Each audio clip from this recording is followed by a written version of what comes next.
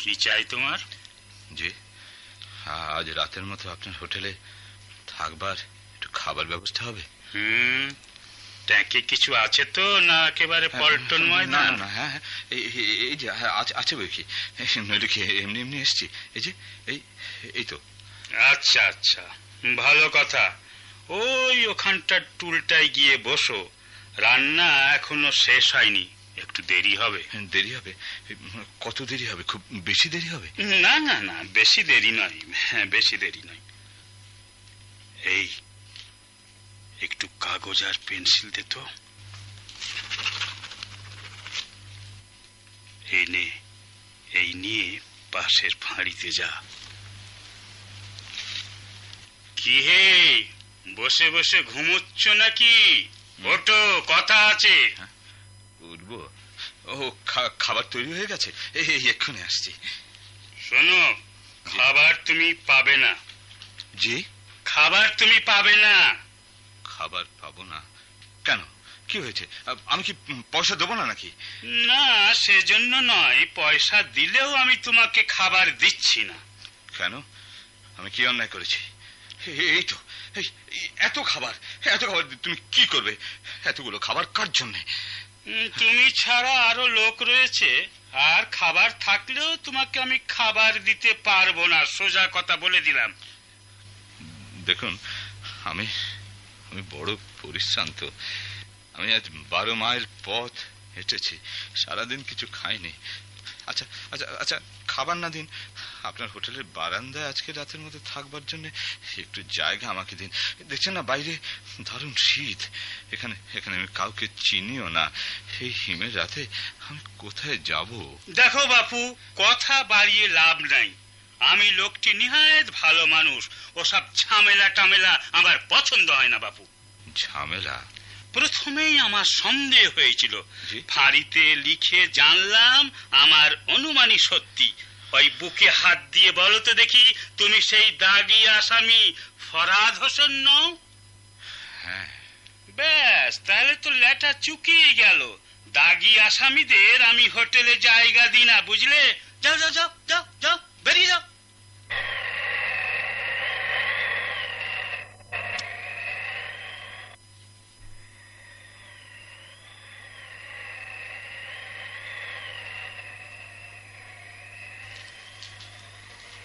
কোথাও এতটুকু আশ্রয় মিলল না।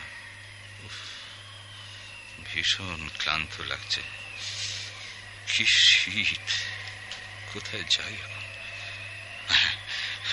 মনে পড়েছে, তাই যাওয়া যাক।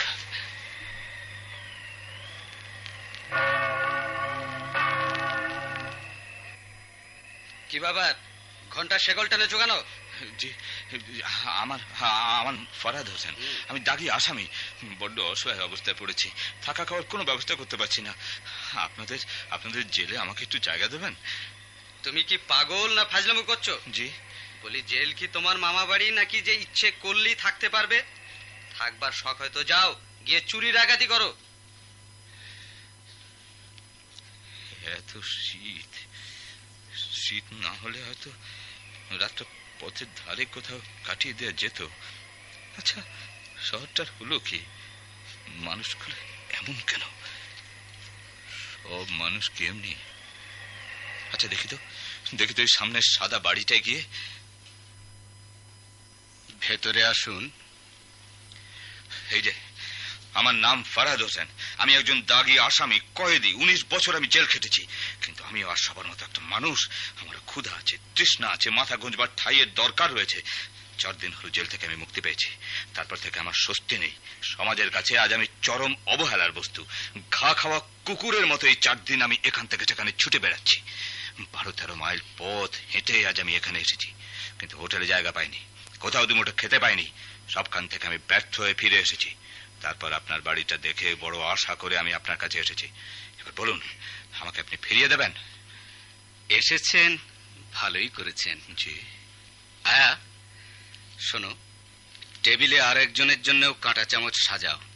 আজকে আমাদের সাথে এই নতুন বন্ধু আহার করবেন। দাঁড়াও তুমি, আর আপনি ভালো করে শুনুন। আমি আমি আমি সত্যি খুব সাংঘাতিক লোক, কয়েদি। 19 বছর জেল কেটেছি। 4বার জেল থেকে পালাবার চেষ্টা করেছি। এই দেখুন, এই আমার ছাড়পত্র। এবার বলুন, আপনি আমাকে খাবার দেবেন না তাড়িয়ে দেবেন? আপনি ক্লান্ত, চুল্লির পাশে ওই চেয়ারটায় গা গরম করে নিন। বাইরে দারুণ শীত, হাত পা আপনার একেবারে জমে গেছে। আয়া, আমাদের খেতে দিয়ে তুমি মেহমানের বিছানাটাও ঠিক করে দেবে। আপনি আপনি আপনি আপনি বড় দয়ালু। আপনি আপনি কে? আমি শহরের এই পাশের গির্জার বিশপ। দয়া করে আমাকে আপনি বলে ডাকবেন না। আমি নিতান্ত পাপী তাপী মানুষ, কিন্তু আপনার কথা শুনে আমি এখন আর কোনো কষ্ট অনুভব করছি না। সবাই আমাকে দূর দূর করে তাড়িয়ে দিয়েছে, অথচ আপনি জেল খাটায় একটা বিধর্মীকে জায়গা দিচ্ছেন। আপনি কেন আমাকে লজ্জা দিচ্ছেন মিছিমিছি? আপনি মানুষ, এই তো আপনার পরিচয়। প্রয়োজনে আপনি আমার কাছে এসেছেন। ছেলেবেলা থেকে দারুণ কষ্ট ভোগ করে চলছি। বিধবা বোনের 7টি ক্ষুধার্ত সন্তানের জন্য এক টুকরো রুটি জোগাড় করতে গিয়ে 19 বছর কয়েদ খাট। আমার চাইতে একটা কুকুরের জীবনও ঢের ভালো। বিশপ, আপনি দয়ালু। আপনি সত্যি দয়ালু। শান্ত হও। এত বিচলিত হয়ে পড়ছো কেন? শান্ত হও, বিধাতাকে স্মরণ করো, তিনিই তোমাকে শান্তি দেবেন। চলো এবার খাওয়া যাক। হ্যাঁ, তাই চলুন। তুমি বড় ক্লান্ত, তোমাকে এবার বিশ্রাম নিতে হবে। যাও, এবার শুয়ে পড়ো। হুজুর, হুজুর, আমাদের সর্বনাশ হয়ে গেছে। কালকেই বুঝতে পেরেছিলাম লোকটির গতিক সুবিধের নয়। আমাদের সমস্ত রূপোর বাসন কোসন নিয়ে পালিয়েছে হুজুর। আমি জানি বুড়িমা। আহা বেচারা, এমন না করলেও চলতো। বড্ড গরিব বেচারা, বড্ড গরিব। টাকা পয়সা, তারপর এই ধরো গিয়ে এই যে সব দামি দামি জিনিসপত্র, এগুলো তো সব গরিবেরই। আমরা সন্ন্যাসী মানুষ, আমাদের এসবের কি দরকার? ভালোই হলো। কেউ বোধহয় এসেছে মনে হচ্ছে।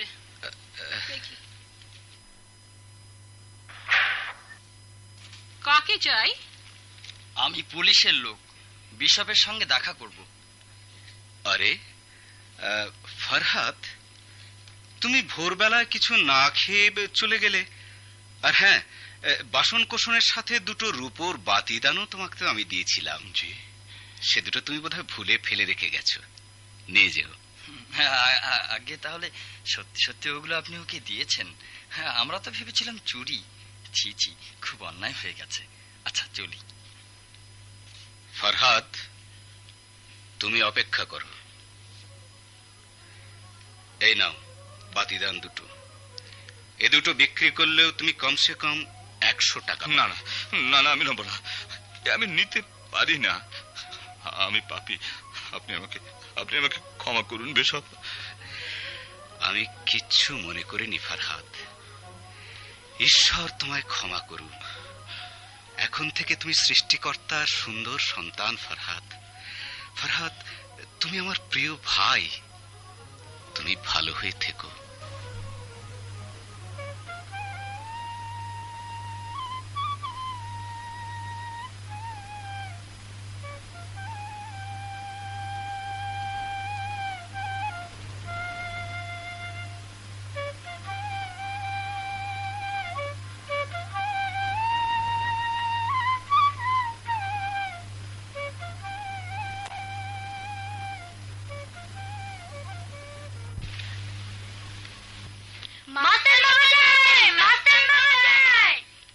এই যে, কেমন আছো তোমরা? ভালো ভালো। হ্যাঁ ভালো। আচ্ছা চলো চলো, আজ তোমাদের সবাইকে আমি মিষ্টি খাওয়াবো। হিপ হিপ হুররে, মাস্টার বাবা জিন্দাবাদ। মাস্টার সাহেব, পথেই দেখা হয়ে গেল, ভালোই হলো। আমি ভাবছিলাম আপনার কাছেই যাব। কেন কেন জাভেদ আলী? শুনলাম আপনার কারখানার শ্রমিকদের মজুরি নাকি দ্বিগুণ করে দিয়েছেন। হ্যাঁ, মানে ওদেরকে দিয়েই তো প্রচুর রোজগার, ওরা ওদিকে খেতে পায় না, তাই ভাবলাম। শুনুন, আপনি যা ইচ্ছে তাই করতে পারেন, আপনার চালও নেই চুলোও নেই, কিন্তু এতে আমাদের সব ব্যবসায়ীদের ক্ষতি হচ্ছে জানেন। দেখুন, আমি আপনাদের মতো বড় লোক হতে চাই না, বিত্তহীনদের রুজি রোজগারের সামান্য একটা সুযোগ করে দিতে চাই। হ্যাঁ, তা তো সবাই দেখতে পাচ্ছে। আপনি আসার পর শ্রমিক আর কারিগরদের অবস্থা আগের চেয়ে অনেক ভালো হয়েছে। কারবার টিকিয়ে রাখবার জন্য আপনার দেখা দেখি সবাইকে কারিগরদের মজুরি কিছু না কিছু বাড়িয়ে দিতে হচ্ছে।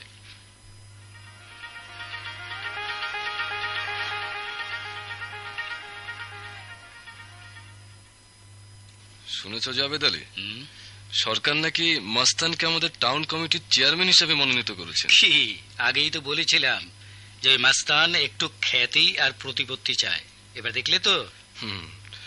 গতকালের খবরের কাগজে নাকি মাস্তানের নাম উঠেছে, টাউন কমিটির চেয়ারম্যান হিসেবে তার নাম গেজেটও হয়েছে। কি আলোচনা করছে জাভেদ আলী? জি, ষড়যন্ত্র নয় তো? দেখো, আইনকে ফাঁকি দিলে আমি কিন্তু কাউকে ছাড়বো না। আরে না ইন্সপেক্টর সাহেব, আমাদের এই নতুন চেয়ারম্যান সম্পর্কে আলোচনা করছিলাম। তা কি বুঝছো মাস্তান সম্পর্কে? খুবই ভালো লোক, চেয়ারম্যান হবার উপযুক্ত লোক। এই দেখুন না, আমাদের শহরের হাসপাতালটার কি অবস্থা ছিল আর এখন কি হয়েছে। সব এই মাস্তান সাহেবের টাকায়। নিজ খরচে 2টো স্কুল তৈরি করে দিলেন, পঙ্গু শ্রমিকদের সাহায্যের জন্য একটি তহবিলও গঠন করলেন। এত যে দান ধ্যান করেন, এত যে টাকা পয়সা, এ নিয়ে মাস্তান সাহেবের কোনো দম্ভ নেই। আচ্ছা, তোমরা কি লোকটার অতীত কিছু জানো? আমার কিন্তু লোকটাকে অন্যরকম মনে হয়। মনে হয় লোকটা নিজের সম্বন্ধে সবকিছুই গোপন করছে। ঠিক বলেছেন ইন্সপেক্টর সাহেব, আমরা লোকটা সম্বন্ধে কিছুই জানি না। কোনো অপরাধী না তো? আমিও ঠিক একথাই ভাবছিলাম, কিন্তু ফরহাদ মাস্তান হতে যাবে কেন? না না, এ হয়তো আমার চোখের ভুল, কিন্তু সবই এক। সেই চোখ, সেই নাক, হাতের কাটা দাগ, সবই এক। অথচ কি বলছেন ইন্সপেক্টর সাহেব? এই ফরহাদি ব্যাগকে আর মাস্তান সাহেবের সঙ্গে তার সম্পর্কই বা কি? না, কিছু না, তোমরা যাও। মাস্তান সাহেব যেই হোক, ইন্সপেক্টর ইমরানের কাছে তা গোপন থাকবে না।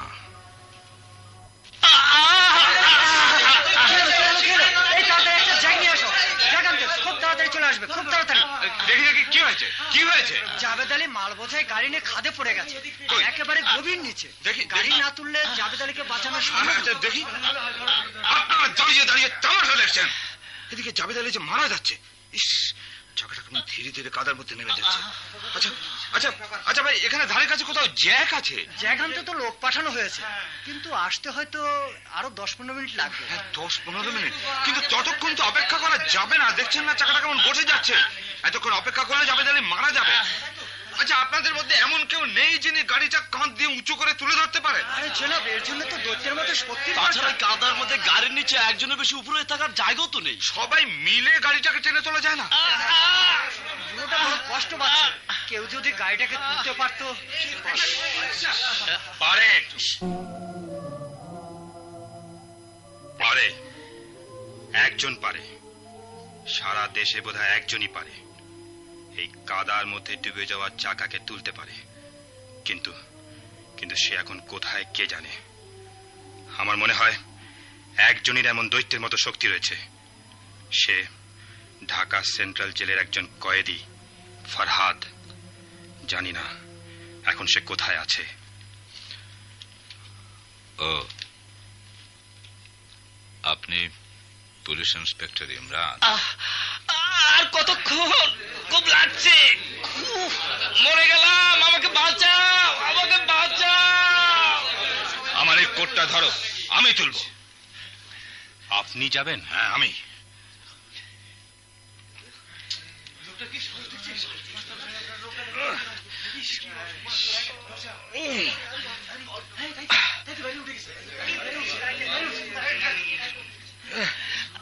আপনি বেরিয়ে যান মাস্টার, মরলে আমি একাই মরবো। চাকা উঠে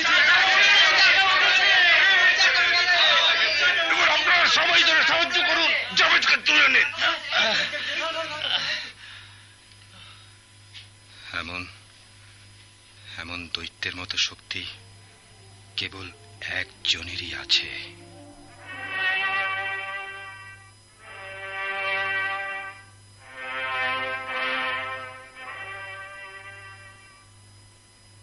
কে? ভয় পেও না, আমি তোমার সেই ইন্সপেক্টর ইমরান। তোমাকে গ্রেফতার করা হলো। আমার বিরুদ্ধে অভিযোগ? তুমি একজন দাগি কয়েদি। তোমার আসল নাম কয়েদি ফরহাদ হোসেন। তুমি এখানে প্রবঞ্চক হয়ে নাম পরিচয় গোপন করে মস্তান সেজেছ। দেখুন ইন্সপেক্টর, আগের জীবনে ফরহাদ হোসেন অপরাধ করেছিল, কিন্তু বর্তমানে সে চরিত্রের আমূল পরিবর্তনের চেষ্টা করছে। তার আগের অপরাধের পটভূমি কি কেউ কোনোদিন বিচার করেছে? তা নয়, তুমি নিজ পরিচয় গোপন করেছ। একজন জেল ফেরত কয়েদি কখনই চেয়ারম্যান হতে পারে না। তোমার পরিচয় গোপন রাখাই তোমার অপরাধ। নতুন জীবনে মাস্তানরূপী ফরহাদ হোসেন সৎপথে থেকে পরে সাহায্য আর সেবায় বাকি জীবনটা উৎসর্গ করে দিতে চেয়েছিল, কিন্তু পারল না। পুরনো অপরাধ ধাওয়া করে এলো পিছু পিছু।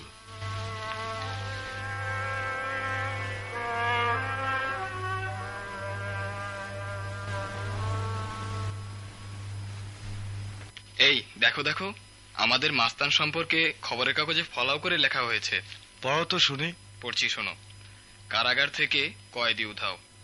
বহু বিতর্কিত যাবজ্জীবন কারাদণ্ডে দণ্ডিত কয়েদি ফরহাদ হোসেন ওরফে মস্তান গতকাল রাতে কৌশলে কারাগার থেকে পালিয়েছে বলে খবরে প্রকাশ।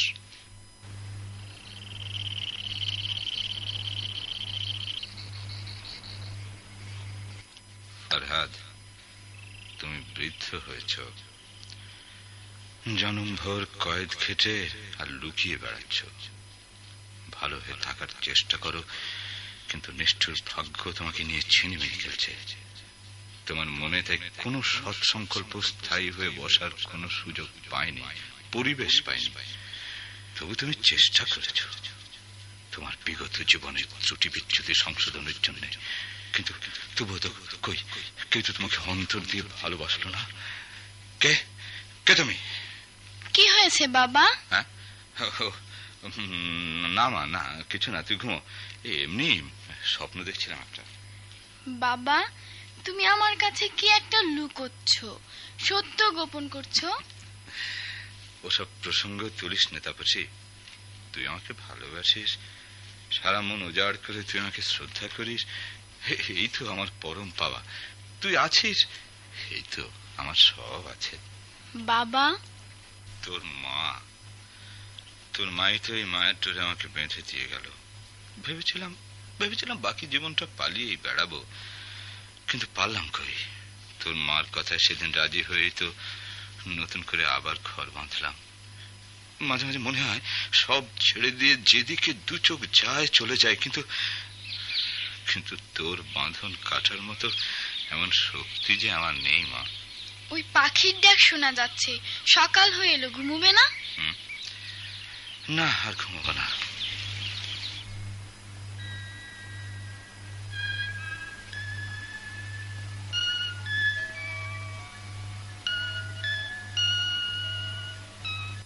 সন্ধে হয়েছে, একা একা ঘরে শুয়ে আছো, বেরোবে না? না রে, আমার শরীরটা ভালো নেই। আলো জ্বালাওনি কেন? আলো, যে পথে আলো জ্বালাই সবই কেমন যেন অন্ধকার হয়ে যায়। তোমার কি হয়েছে বাবা? না না, কিছু না। কিছু না? না, আমি বলবো তুমি কি করছিলে? তুমি অন্ধকারের মধ্যে বসে আপন মনে বিড়বিড় করছিলে। এ কি করে সম্ভব? না না, আমারই বোধহয় চোখের ভুল। দুচাই, আমি কি পাগল হয়ে গেলাম? বলো বাবা, এসব কি বলছিলে, বলো না বাবা। কিছু না মা, ও শুধু মিছিমিছি ভাবনা। আচ্ছা তুমি যাও তো, যাও, আলো জ্বালবে, পড়তে বসো। বারান্দায় যেন কার পায়ের শব্দ। তাই তো, রাতে কে আবার এলো? বুড়ি জিনা তো। বাতিটা নিভিয়ে দে। চুপ করে শুয়ে থাক, টুঁ শব্দটি পর্যন্ত নয়।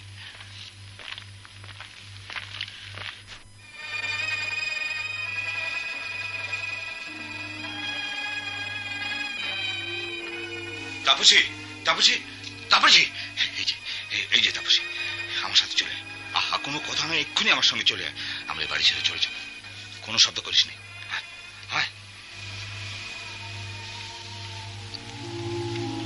বাবা, আমি যার হাঁটতে পারছি না। আমাকে ধর মা। বাবা, আমরা কোথায় যাচ্ছি? ইন্সপেক্টর ইমরান তার দলবল নিয়ে আমাদের পিছু নিয়েছে। যে করেই হোক তার হাত থেকে বাঁচতে হবে। ইন্সপেক্টর ইমরান, সে কে? হ্যাঁ, কেউ না, চল মা, সময় নষ্ট করিস নে, তাড়াতাড়ি চল। ওই তো নদী,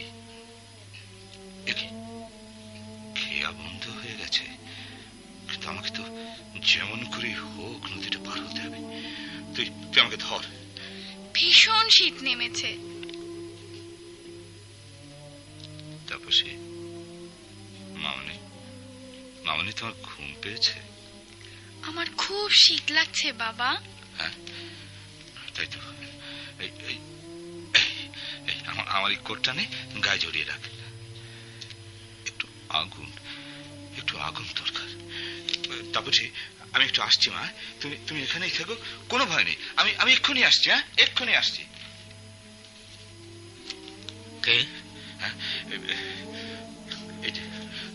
আমাকে একটু দয়া করুন ভাই, আমার মেয়েটি শীতে একেবারে জমে গেছে, আমিও বড্ড পরিশ্রান্ত। একটু আগুন, রাতের মতো একটু আশ্রয় দরকার, নইলে মেয়েটি আমার বাঁচবে না। ভাই, আপনি কে আমি জানি না, আমার পরিচয় আমি সব বৃত্তান্ত আমি আপনাকে বলবো, তারপর যা হয় করবেন, কিন্তু দয়া করে আজকে রাতের মতো আমাকে একটু আশ্রয় দিন। মাস্তান, আপনি কে? আমাকে এই নামে ডাকলে? কিন্তু মাস্তান তো এই পৃথিবী থেকে হারিয়ে গেছে। শীতার্ত রাতের এই ক্লান্ত প্রহরে এই অচেনা জায়গায় পরিত্যক্ত নামে আমাকে কেউ ডাকবে, তো আমি কোনোদিন চিন্তা করিনি। তুমি কে? এটা কার বাড়ি? আমি জাবেদ আলী।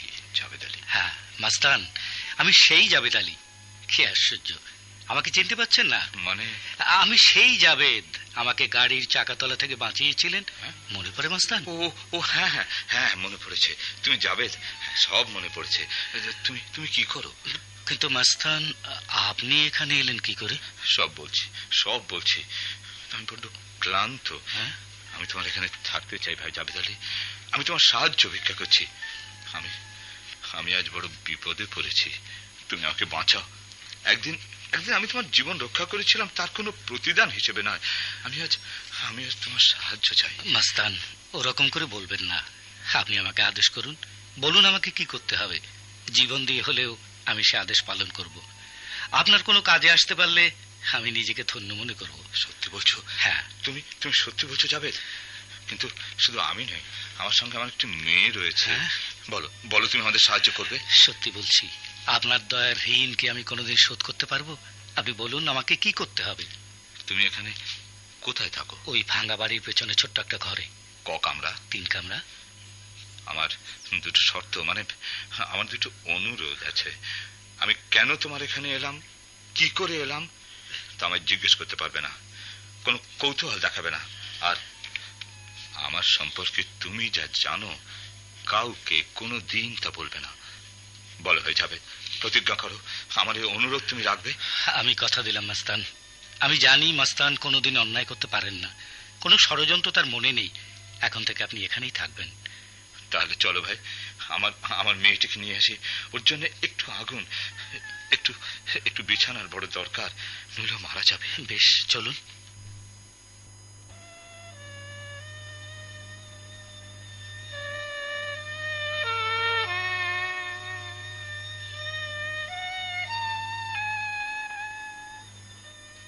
বাবা, তুমি বেড়াতে যাবে না? না মা, তুই একাই ঘুরে আয়। আজ কদিন ধরে এই বুকে কেমন যেন একটা ব্যথা করে। আসলে বুড়ো হয়েছি তো, তাই এরকম হবেই। আর কদিনই বা বাঁচবো। তা তুই যা ঘুরে। না বাবা, আমি যাব না। তোমার অসুখ আর আমি বেড়াতে যাব? কখনো না। তার চেয়ে তোমার সঙ্গে বসে বসে গল্প করব, কি বলো জাভেদ কাকা? তাহা বুড়োদের সঙ্গে গল্প করে কোনো লাভ হবে না মা। তোমার বাবাকে আমি না হয় সঙ্গ দিচ্ছি, তুমি বরং বেরিয়ে এসো, তা না হলে ওধারে আর একজন অপেক্ষা করতে করতে অস্থির হয়ে যাবে। জাভেদ কাকা, তুমি যেন কি? কি অপেক্ষা করছে না করছে তাতে আমার মাথা ব্যথা নেই, আমি চললাম। মাথা ব্যথা আছে মা, মাথা ব্যথা আছে, তোরও আছে আমারও আছে। না, বড় ভালো ছেলে মামুন, তুই না বললেও আমি খোঁজ নিয়ে দেখেছি। কাশিমপুর জমিদার চৌধুরী সাহেবের একমাত্র নাতি, বাপমা মরার ছেলে তো, তাই চৌধুরী সাহেব বড় ভালোবাসেন নাতিকে। তাছাড়া ছেলেটার একটু অহংকার নেই, ওর হাতে চোখে তুলে দিতে পারলে সত্যি আমি নিশ্চিত। বাবা তুমি যেন কি, তোমাদের বকবকানি শোনা ধৈর্য আমার নেই, আমি যাচ্ছি। সে ধৈর্য তো থাকবেই না রে মা। আচ্ছা যা মা, তাই যা।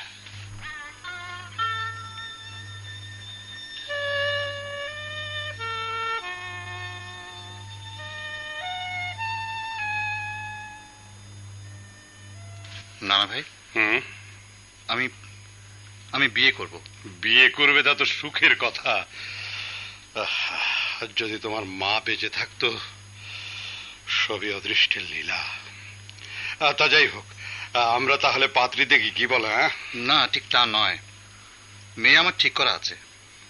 আমি অনেকদিন থেকেই বলবো বলবো ভাবছিলাম। ঠিক বুঝতে পারছি না মামুন, কি বলছো তুমি? মেয়ে আমার ঠিক করা আছে নানা ভাই, তার নাম তাপসী। আপনাদের কারোরই অপছন্দ হবে না। গত বছর ধরে এরা এই শহরেই বাস করছে, খুব নিরীহ আর ভদ্র পরিবার। আমি অনেক ভেবে দেখেছি এই মেয়েকে আমি বিয়ে করতে চাই। মেয়ের বাবা কি করে, বংশ পরিবার এসব খবর নিয়েছো নাকি এমনি? মামুন, তুমি কার নাতি, তুমি কার সম্পত্তির উত্তরাধিকারী, তার বংশ পরিচয় কি তা তুমি জানো? জানি নানা ভাই। তাই যদি তুমি জানো, তবে এই বিয়ের কথা তুমি কি করে বললে? আমি স্পষ্ট বলে দিচ্ছি মামুন, এ বিয়ে হবে না, এ বিয়ে হতে পারে না।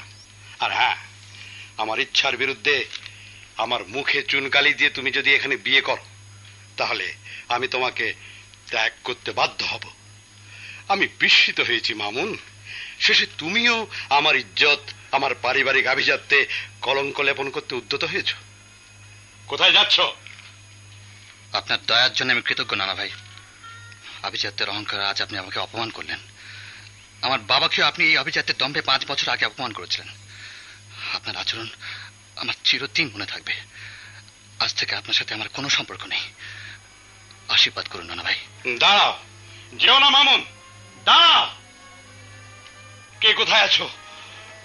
মামুন, মামুন আমাকে ছেড়ে চলে গেছে, বলে গেছে আর ফিরে আসবে না। মামুন, ফিরে আয় মামুন, মামুন। মামুন ভাই, কি খবর হাবিব? খবর পেলাম কাশিমপুরের জমিদার হেমায়তপুর ও হবিগঞ্জের জমিদারের সঙ্গে যোগ দিয়েছে। বড় দুঃসংবাদ। ওদের মিলিত শক্তির সঙ্গে আমরা পেরে উঠবো না, কিন্তু তবু আমরা আত্মসমর্পণ করতে পারবো না। ঠিক বলেছেন মামুন ভাই, আমরা কখনো অন্যায়ের কাছে মাথা নত করব না। আমাদের লড়াই অন্যায়ের বিরুদ্ধে লড়াই, শোষণের বিরুদ্ধে লড়াই। আমরা চাই প্রত্যেক মানুষের সমান অধিকার। আভিজাত্যের দম্ভে কেউ অন্যকে ছোট করে রাখতে পারবে না। এসো ভাই সব, আমরা জমিদারের মিলিত শক্তির বিরুদ্ধে রুখে দাঁড়াই। জয় আমাদের সুনিশ্চিত। মামুন ভাই, এক বৃদ্ধ আপনার সাথে দেখা করতে চান। নিয়ে এসো। খালুজান, আপনি? এই অসময়ে আপনাকে দেখবো আশা করিনি। কি ব্যাপার? আমি তোমাদের সংগ্রামে যোগ দিতে চাই। কিন্তু আপনি বৃদ্ধ হয়েছেন, আপনি আমাদের কি সাহায্য করতে পারবেন? অনেক সাহায্য করতে পারি। তোমরা যখন রণক্লান্ত হয়ে পড়বে, তখন আমি তোমাদের উৎসাহিত করব। তোমাদের অস্ত্রের ঘাটতি পড়লে নতুন করে যোগান দেবো, আহত হলে সেবা করব। কিন্তু আপনার কিছু হলে তাপসের কি হবে? কেন? তুমি তো আছো, তুমি কি আমার তাপসীকে গ্রহণ করবে না? খালুজান, আপনি তো জানেন আমার জীবনের সম্পূর্ণটাই তাপসী। তাপসীর জন্য ঘর ছেড়েছি, পথে নেমেছি। আপনি বলছেন? না না না না, আমি ঠিক তা বলিনি। আমি জানি তুমি বড় ভালো ছেলে, তাই তাপসীকে নিয়ে আমি তোমায় বিশ্বাস করতে পারি। তুমি কখনোই আমার মামুনিকে কষ্ট দেবে না, আমি জানি। মামুন ভাই, দেখুন একটি মির্জাফর ধরে এনেছি। কি ইন্সপেক্টর ইমরান? তাহলে তুমি জানতে পেরেছ আমি এখানে। তুমি কে? ইন্সপেক্টর ইমরান। আমাদের ক্যাম্পে তোমার কি প্রয়োজন?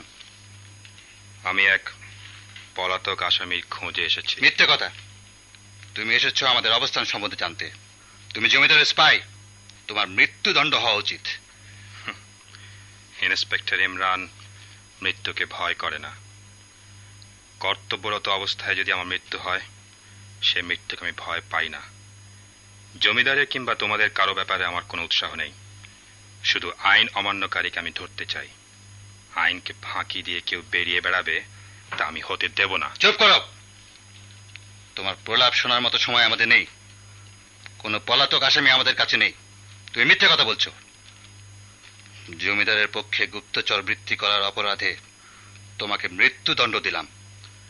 মামুন, হাবিব, তোমাদের কাছে আমার একটা আবেদন আছে। বলুন। আমি বুড়ো হয়েছি, আমি লড়াইয়ে তোমাদের সঙ্গে যোগ দিতে পারি না, কিন্তু কিন্তু কিন্তু আমাকে তোমরা এই সুযোগটা দাও। গুপ্তচরকে তোমরা যে শাস্তি দিয়েছ তা আমি নিজের হাতেই দিতে চাই। আমি নিজের হাতে ওকে এই শাস্তি দিতে চাই। বলো। বেশ, তবে তাই হোক। গুপ্তচর বৃত্তির চরম শাস্তি আপনার হাত দিয়ে প্রদান করা হোক। চলো আমার সঙ্গে। আমাকে চিনতে পেরেছো ইন্সপেক্টর? চিনতে পারবো না কেন? তুমি সেই দাগি আসামি ফরহাদ হোসেন। তো চুপ করে দাঁড়িয়ে রয়েছে কেন? সুযোগ পেয়েছো, হাতে পিস্তলও রয়েছে, প্রতিশোধ নেবে না? বাহ, এই তো আর একটি অস্ত্র বের করেছো, ছুরি। ভালো, ছুরির ঘায়ে ঘায়ে আমাকে খতম করে দাও, নাকি টুকরো টুকরো করে কাটবে? একই করছো? আমার আমার কোমরে বাঁধন কেটে দিচ্ছ? হ্যাঁ, আমি তোমাকে ছেড়ে দিলাম ইন্সপেক্টর। তুমি মুক্ত। বিদ্রোহীরা কোনো কিছু জানার আগেই এখান থেকে তুমি চলে যাও। এখানে বেশিক্ষণ দাঁড়িয়ে থাকা তোমার জন্য মঙ্গলজনক নয়। যা করবার তুমি পরে করো, এখন তুমি এখান থেকে পালাও। আমি আকাশের দিকে উঁচিয়ে পিস্তল থেকে গুলি ছুড়বো, ওরা ভাববে আমি তোমাকে মেরেছি। যাও।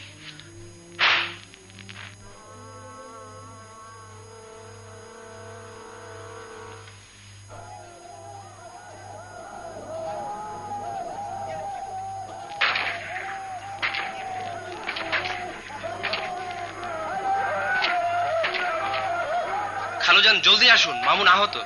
কি বলে? মামুন আহত? কোথায়? রাস্তায় পড়ে আছে, জ্ঞান নেই। জমিদারদের গুন্ডার ওদিকে ছেয়ে গেছে। আমরা সবাই পালিয়ে বেড়াচ্ছি। পালিয়ে বেড়াচ্ছ না? ঠিক আছে ঠিক আছে, তুমিও পালা হবে। আমি আমি একাই মামুনকে দেখছি।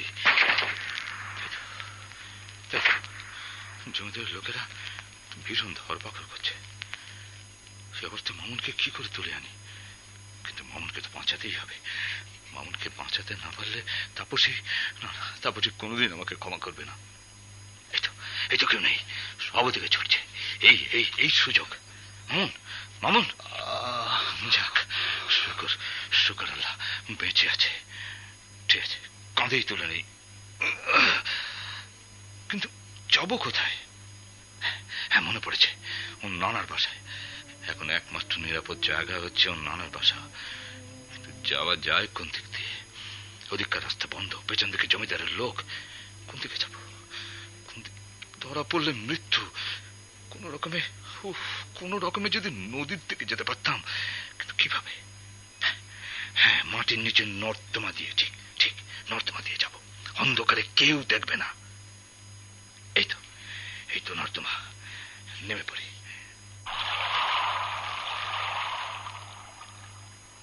ইস, এত ময়লা, এত পানি, তবু যেতে হবে। ওই তো নদী। আর ভয় নেই।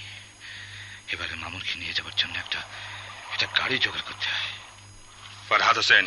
কে? ইন্সপেক্টর ইমরান। ও, তাহলে তুমি আগে জানতে? হ্যাঁ, তোমাকে নর্দমায় নামতে দেখেছিলাম। নদীর ধারে আসবে জেনে এখানে দাঁড়িয়ে আছি। তুমি কি চাও? আপাতত তোমায় জেল ভেঙে পালাবার অপরাধে গ্রেফতার করতে চাই। শাস্তি তোমাকে পেতেই হবে ফরহাদ। আইনকে ফাঁকি দিতে তুমি পারবে না। আইনকে আমি ফাঁকি দিইনি। শাস্তি আমি প্রচুর পেয়েছি। এক টুকরা রুটি চুরি করবার জন্য 19 বস্তা বৎসর, আর কি চাও? 19 বছর জেল কেটেছি। তারপরও আমি বাঁচতে চেয়েছিলাম। লোকে আদর করে মাস্তান বলতো, ভালো কাজ করবার জন্য লোকে আশীর্বাদ করত। কিন্তু তুমি তুমি ছায়ার মতো আমার পেছনে লেগে রইলে। সুস্থভাবে বাঁচতে দিতে তুমি আমাকে চাও না। নিজের নাম গোপন করা আইনের চোখে অপরাধ। আমি আমি আইনের ভৃত্য। আমি জানি আমি জানি তুমি আইনের ভৃত্য। তোমার কাছ থেকে আমি রেহাই পাবো না। কিন্তু ইমরান, তোমার সঙ্গে এখন আমি যেতে পারবো না। কখন তুমি যেতে পারবে? এই ছেলেটিকে দেখছো, এ আহত, একে নানার কাছে পৌঁছে তারপর আমি তোমার সঙ্গে যেতে পারবো। বেশ, আমিও যাচ্ছি তোমার সঙ্গে।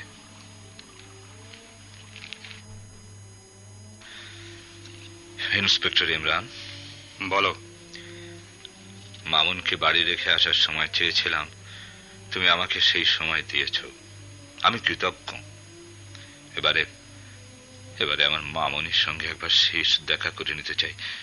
তুমি তুমি তুমি জানো না ইন্সপেক্টর, তাপসী আমায় কত ভালোবাসে। বলো ইন্সপেক্টর, বলো, তুমি তুমি আরেকবার আমাকে বাড়ি যেতে দেবে? ঠিক আছে, ধন্যবাদ। আমি তোমার জন্য নদীর পুলের ওপর অপেক্ষা করব। তুমি তোমার মেয়ের সঙ্গে দেখা করে চলে আসবে। যাও।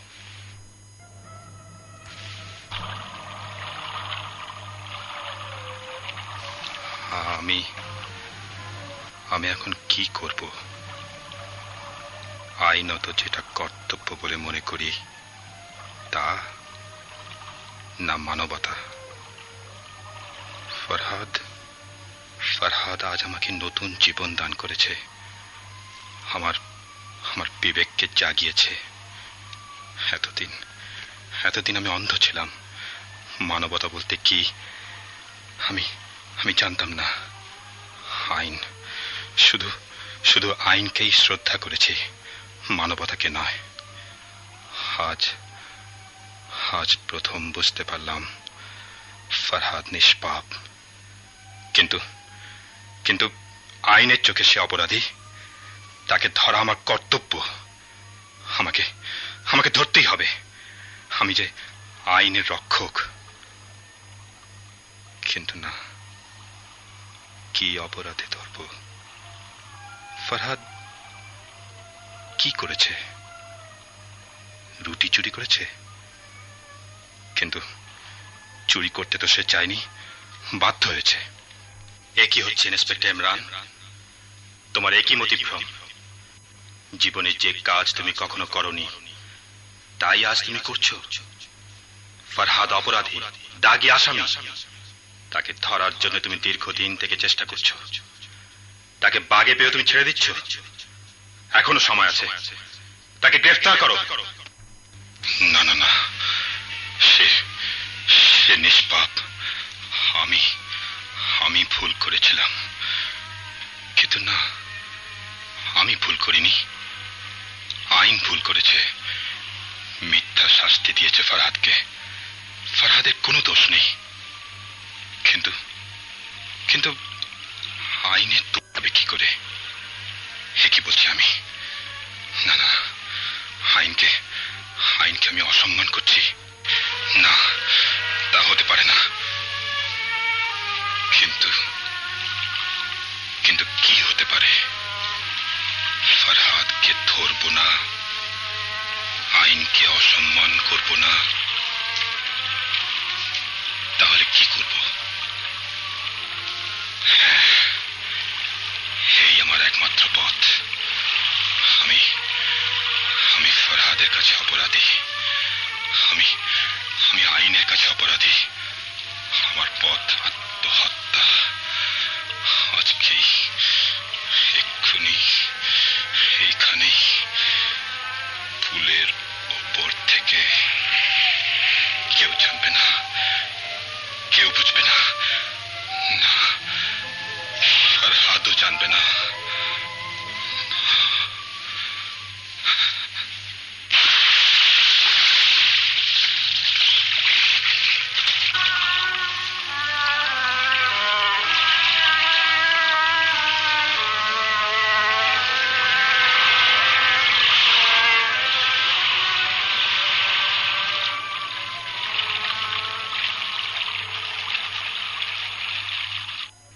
মামুন, তুমি নাকি ওষুধ খাচ্ছ না? আরে ওষুধ না খেলে শরীর সারবে কেন? আপনার সাথে একটা কথা ছিল। কি কথা? আমি বিয়ে করব বলে স্থির করেছি। এই কথা? আমি তো চমকে গিয়েছিলাম। বেশ তো, আমি রাজি আছি। ওর জন্য তো চিন্তা কিসের? রাজি আছেন? বললাম তো চিন্তা নেই। তোমার সেই তাপসীর সাথেই বিয়ে হবে, আমি রাজি আছি। না না, সত্যি বলছেন? আরে আমার পাগলা ভাই, সত্যি বলছি। তাপসী রোজই তোর খবর নেয়। একজন বুড়ো ভদ্রলোক রোজই আসেন খবর নিতে। তুই আমাকে ভুল বুঝিস না মামুন, ভুল বুঝিস না। ও না না ভাই, আমি একদিন যে যাতনায় ছিলাম ভাই, আজ আমার বুকের ভার অনেকটা কমলো। বহুদিন পর আজ আবার তুই আমাকে আগের মতো নানা ভাই বলে ডাকলি। বুকটা জুড়িয়ে গেল রে। আরে আসুন আসুন, ভেতরে আসুন। ও বসুন, আপনার সাথে পরিচিত হয়ে খুশি হলাম। কি হে মামুন, দেখেছ আমার কথার নড়চড় নেই? বলেছিলাম, এখন দেখো এনে হাজির করেছি। প্রস্তাবটি আমি দিচ্ছি জনাব। জি, আপনার মেয়েকে আমার নাত বউ করার ইচ্ছা করেছি, তাতে আপনার সম্মতি চাচ্ছি। কি যে বলেন, সে তো আমার তাপসীর সৌভাগ্য। এ বিয়েতে তাহলে আপনার অমত নেই? বিলক্ষণ, এটা কোনো কথা হলো? তো আমারও সৌভাগ্য। আচ্ছা, আমি আমি আমি আমি বড় খুশি হলাম। আমিও খুব খুশি হলাম। খোঁজ নিয়েছি, আর এবার সচক্ষে দেখলাম এমনি মেয়েই এ বাড়িতে আমার নাত বউ হয়ে আসার যোগ্য। শোনো মামুন, তবে তোমার কিছু অসুবিধে হতে পারে। আমার যা কিছু রয়েছে তার অর্ধেকেরও বেশি হলো সংসার খরচের জন্য। তবে যতদিন আমি বেঁচে থাকবো ততদিন কোনো অসুবিধে হবে না। তুমি শোনো তাপসী, চৌধুরীদের বউ হলেও তোমাকে খুব কষ্টে সৃষ্টে চলতে হবে। মানে আমি একটা কথা বলছিলাম যে কষ্ট হয়তো হবে না। মানে রাবেয়া বেগমের নামে 2 লাখ টাকা ব্যাংকে জমা আছে। রাবেয়া বেগমের নামে 2 লাখ টাকা জমা আছে, কিন্তু তার সাথে আমাদের কি সম্পর্ক?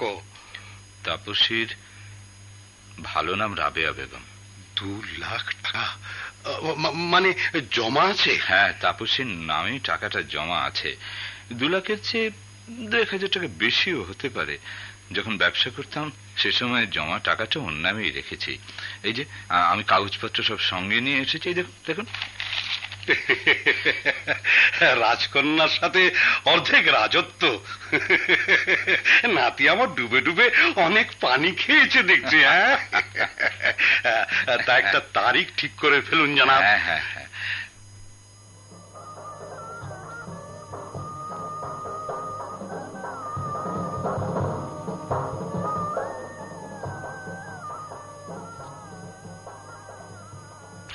বাবা, তুমি সুখী হয়েছো? হ্যাঁ মামনি, আমি আমি খুব সুখী হয়েছি। কিন্তু এ কথা বলছো কেন মা? তবে তুমি চুপচাপ বসে কি ভাবছো? হাসছো না কেন? ও এই কথা, পাগলি মেয়ে। আয় আয় আয়, তারপর আমার কাছে একটু বস। তোকে আমি একটু দেখি, তোকে একটু ভালো করে দেখি। বাবা,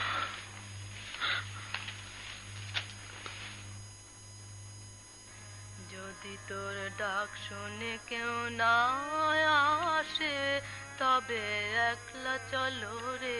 যদি তোর ডাক শুনে কেউ না আসে তবে একলা চলো রে।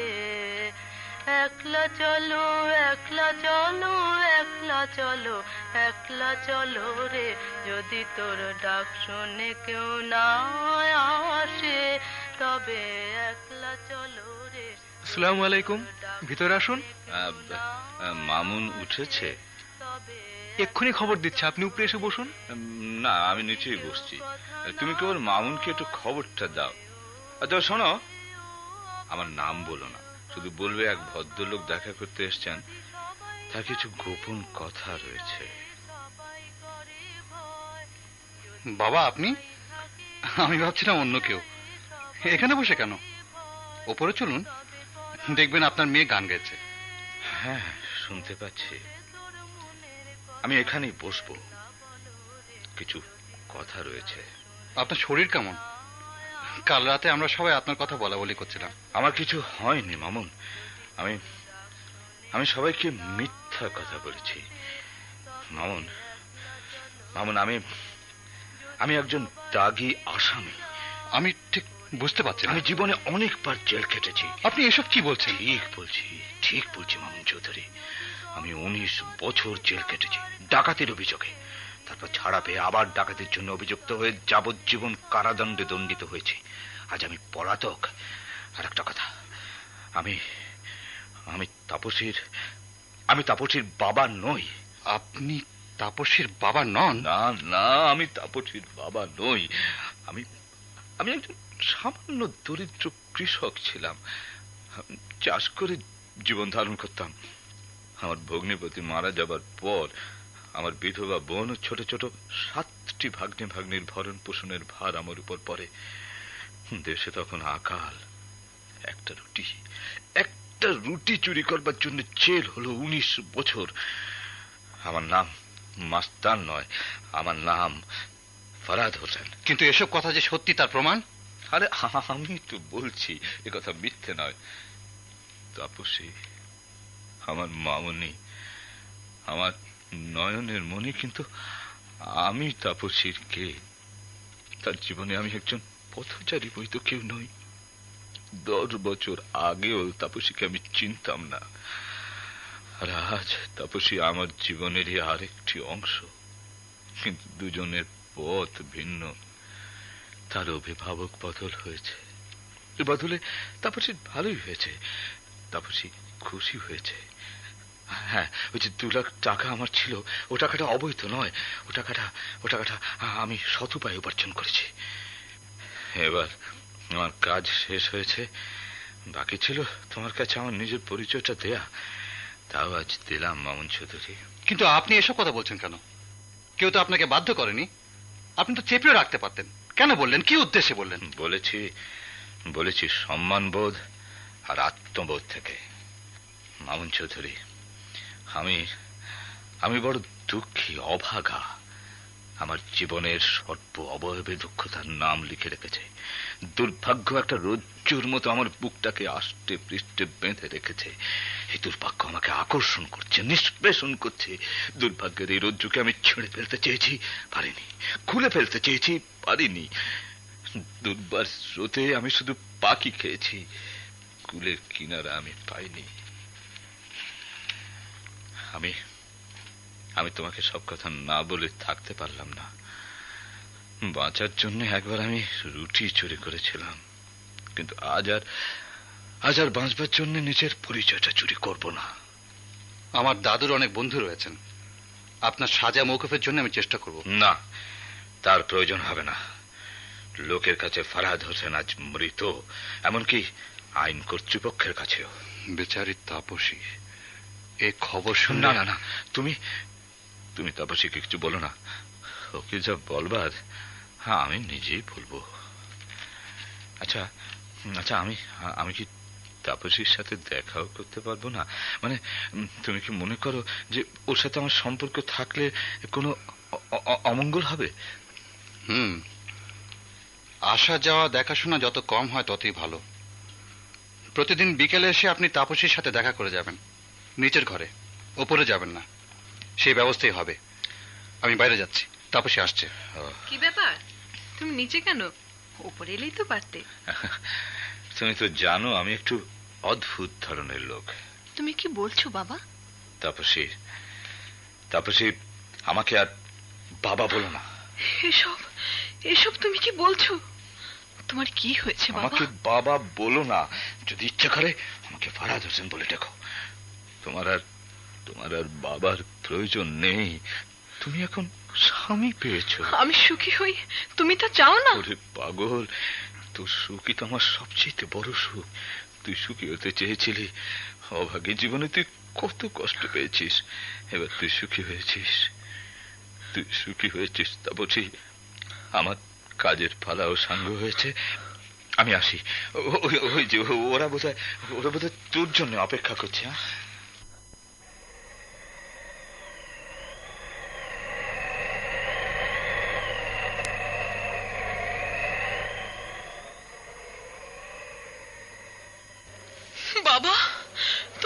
হয়েছে বাবা? কেন আমায় খবর দাওনি? আমাকে তুমি এতদিন তোমার মামুনিকে না দেখে থাকতে পারলে? কি হয়েছে তোমার? কবে থেকে ভুগছো বাবা? তাপসী আমার মামুনির তুমি তাহলে আমাকে ক্ষমা করেছো? বাবা কি বলছো বাবা? মামুন, তুমিও আমাকে ক্ষমা করেছো মামুন? চুপ করে শোতো বাবা, তোমার শরীর বড় দুর্বল, তোমার জ্বর। শুনছো তাপসী, শুনছো বাবা কি বলছেন? তিনি আমার কাছে ক্ষমা বিক্রি করছেন, অথচ তোমরা কেউ জানো না তিনি আমার জন্য কি করেছেন। তিনি আমার জীবন রক্ষা করেছেন, তোমাকে আমার হাতে তুলে দিয়েছেন। তিনি নিজেকে বিলিয়ে দিয়ে একান্ত দূরে সরে যাচ্ছেন। আমার মতো অকৃতজ্ঞকে তিনি উল্টো ধন্যবাদ জানালেন। আপনি কেন আমাকে এসব কথা আগে জানাননি? যতটুকু প্রয়োজন মনে করেছি ততটুকুই জানিয়েছিলাম। আমার কাজ সারা হয়েছে, এবার আমার সরে যাবার পালা। আমাদের ছেড়ে তোমাকে কোথাও যেতে দিচ্ছি না বাবা, আমরা তোমাকে নিয়ে যেতে এসেছি আজই। বাবা আজই আমি আর এই বাড়িতে থাকবো না, তোমাদের বাড়িতে যাব না মামুন।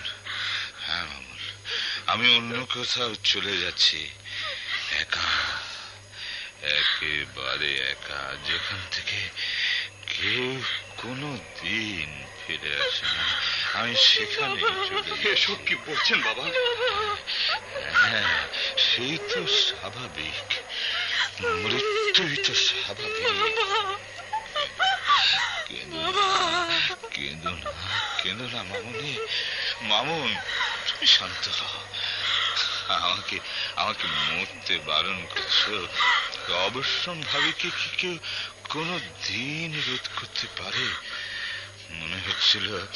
মনে হচ্ছিল পরপারের দিকে আমি ধীরে ধীরে এগিয়ে যাচ্ছি। এমন সময় তোমরা এলে, মনে হলো যেন খানিক বিরতি পেয়েছি। তাপসী, আমি মরে গেলে কাঁদবে তুমি, কাঁদবে, কিন্তু আমার জন্য কোনো দুঃখ করো না মা। মামুন, একটা কথা বিশ্বাস করো, তোমাদের বিয়েতে আমি যে যৌতুক দিয়েছি তার সবটাই আমার সৎ পথে উপার্জিত। আরেকটা কথা, আমার কবরের উপরে পাথরের বুকে আমার নাম লিখে রেখো না, শুধু পাথর দিয়ে কোন রকমের জায়গাটাকে একটু চিহ্নিত করে রেখো, কারণ আমি পাথরের বুকে নয়, তোমাদের বুকের ভেতরে আমি চিরদিন বেঁচে থাকতে চাই। তাপসী, আর একটা কথা তোমাকে বলা হয়নি, তোমার মার নাম ফাতিমা। সে আমার কারখানা এক বিধবা শ্রমিক ছিল। যখনই তার নাম মনে করবে তার জন্য দোয়া করো, সে বড় দুঃখী ছিল। কাঁদে না মা, কাঁদে না। আমি তো অচেনা পৃথিবীর পথে যাচ্ছি, কিন্তু আমি তো তোমাদের ছেড়ে অনেক দূরে চলে যাচ্ছি না। তোমাদের আমি সব সময় দেখতে পাবো, তোমরাও আমাকে ইচ্ছে করলে তোমাদের অন্তরের মধ্যে দেখতে পাবে। কিন্তু এখন আমাকে যেতে হবে, একলা যেতে হবে, সঙ্গে কাউকে নেব না, কাউকে না, তোমাদেরও না। ওই রূপোর বাতিদান দুটো একটু জ্বালিয়ে দে তোমা।